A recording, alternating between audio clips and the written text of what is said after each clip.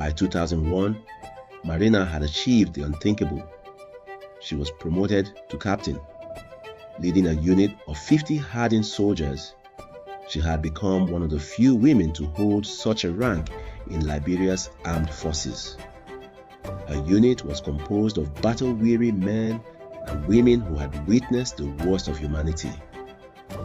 Despite this, Marena instilled in them a sense of purpose and discipline. They were no longer just soldiers.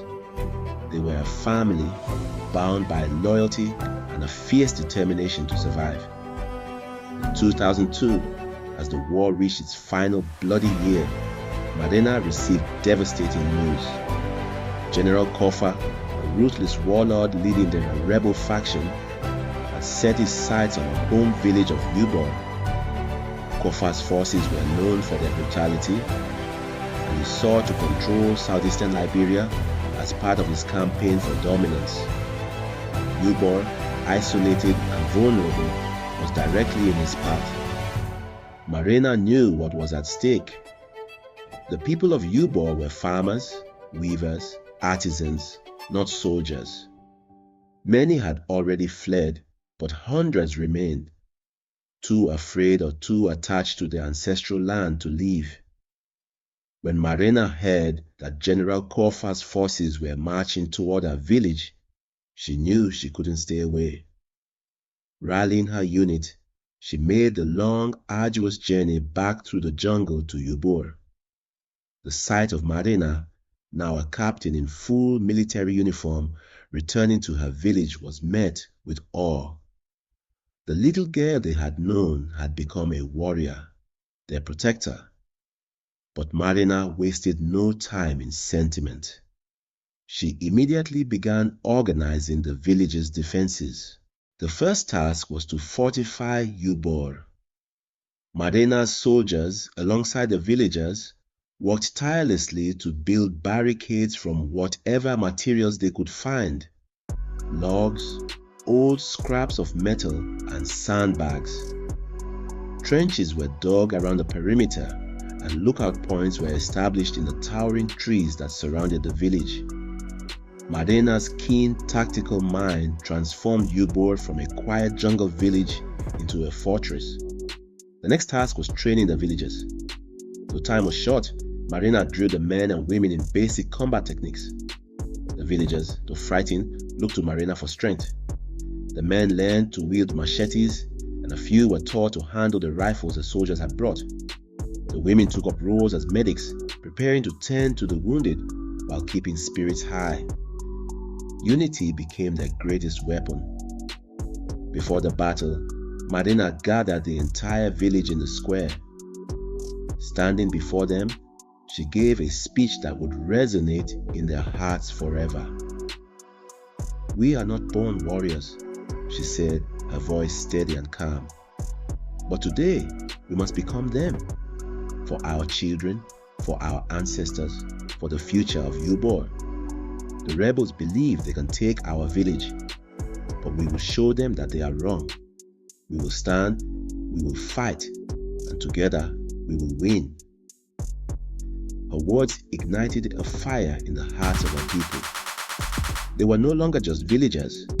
They were defenders of their home, and under Marena's leadership, they felt invincible.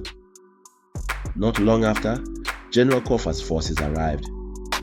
The jungle reverberated with the sounds of their march.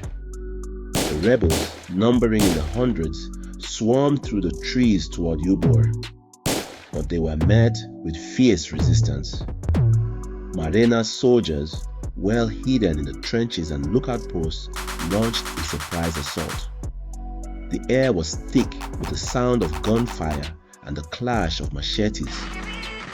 The battle for Youbor raged for days. The rebels attacked in waves, each more relentless than the last, but Marena's defense held strong. The villagers fought alongside the soldiers with a bravery they hadn't known they possessed. At night, the elders prayed for deliverance, and during the day, they fought with everything they had. The village became a battlefield, but its defenders fought with the strength of people protecting their very lives. Marena's presence was felt everywhere. She moved swiftly across the battlefield, directing her soldiers, reinforcing weak points, and personally leading charges into the jungle. Her tactical brilliance and unwavering courage kept the rebels at bay, but the enemy's numbers were overwhelming. For 3 relentless weeks, the battles between Captain Marena Dolo's forces and General Kofa's rebel army turned the jungles surrounding Youbor into a deadly chessboard. Each side played a cat and mouse game, using the dense foliage and rugged terrain to their advantage. Marena's tactical brilliance allowed her to set up ambushes, striking the rebels from hidden trenches and high points in the trees. By day, her units would launch guerrilla attacks, taking out key rebel positions only to disappear into the jungle. At night, they would fortify their defenses, repairing barricades and reorganizing their troops. The rebels, though larger in number, struggled to maintain cohesion in the unfamiliar terrain. Kofa, a seasoned warlord, refused to relent. He deployed wave after wave of fighters, testing the village defenses from different angles, probing for weaknesses. Every time his forces appeared to gain ground, Marena would counter with a well-timed strike, pushing them back. Kofa adjusted his strategies, employing night raids and forced retreats to lure Marena's troops into traps, but each time she anticipated his moves. The constant ebb and flow of combat became a war of attrition, with both sides suffering heavy casualties. Yet, neither side could secure a decisive advantage, and the jungle became a brutal battleground where victory seemed uncertain for weeks.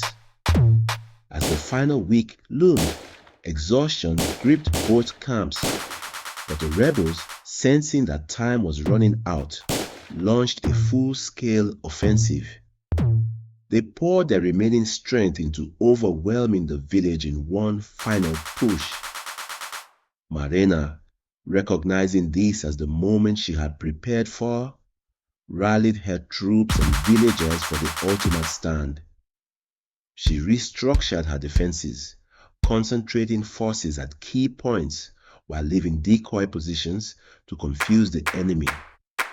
When Kofa led his elite fighters through what he thought was a breach in the village's perimeter, Marena's forces launched their counter-offensive, catching the rebels in a trap. The decisive battle had arrived, and this time there would be no retreat for either side. They broke through the outer defenses and stormed into Youbor. Marena knew this would be the decisive moment. With the soldiers and villagers by her side, she prepared for the final stand. As Kofa's forces charged, Marena met them at the front lines. In the chaos of battle, she came face to face with Kofa himself. The two warriors clashed with fury.